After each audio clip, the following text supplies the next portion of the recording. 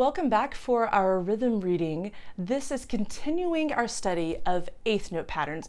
And what we're doing on page 48 here is really comparing and contrasting how eighth notes work within different time signatures. So we start off with a new friend. This is 3/8, very similar to 6/8. The eighth note still equals one beat. So now the only difference is there's 3 beats in the measure instead of 6. Everything else, we count it the same as 6/8. Quarter note equals 2 beats, dotted quarter note equals 3 beats, just like it did in 6/8 time. Let's take this to the keys. We'll do number 1. I'm just going to play my thumb on middle C here, just so I can have a pitch to focus on. Okay, so here we go. 1, 2, begin. 1, 2, 3.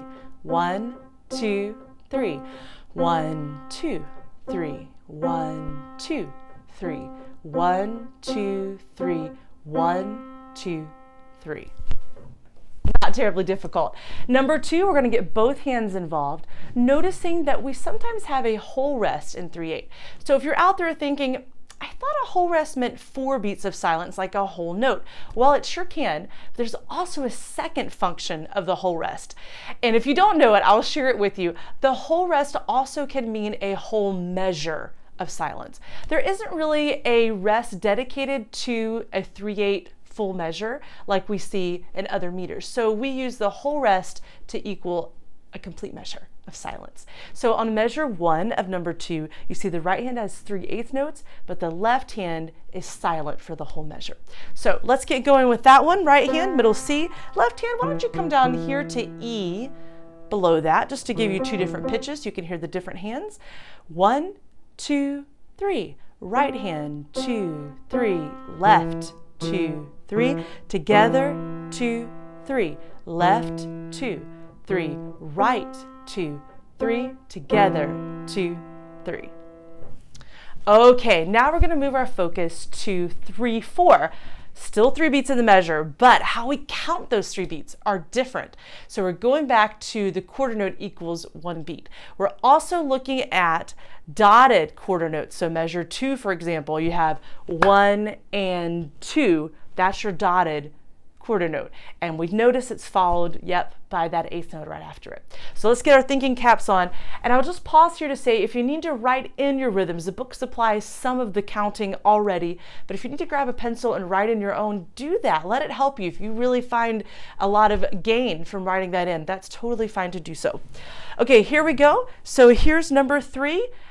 Right hand begins 2 and 3 and 1 and 2 and 3 and left and 2 and 3 and together and right, together 3 and together and 2 and 3 and together and left, together 3 and together and 2 and 3 and.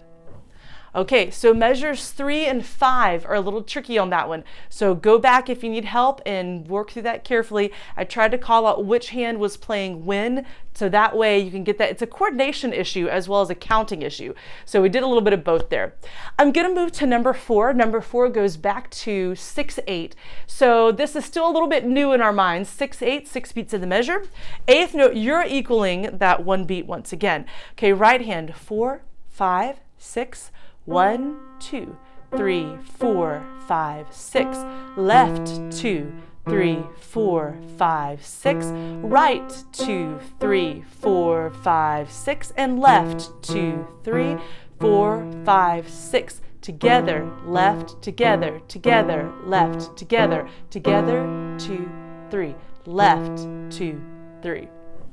Saving the most difficult measures for the end. So be cautious on that. Make sure you know which hand plays where and where the beat divides.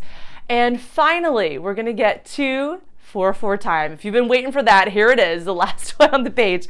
So we're going back to number 5, and let's get to the keys. 3 and 4 and 1 and 2 and 3 and 4 and left and 2 and 3 and 4 and right and 2 and 3 and 4 and left and 2 and 3 and 4 and together, left, left, together, together and 4 and together and right and together and 4 and.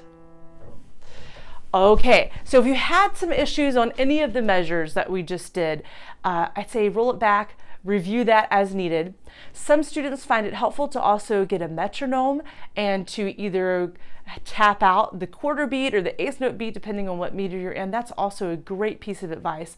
So I wish you the best of luck on your musical journey. Thank you so much for joining me, and I hope to see you next time for more rhythm reading.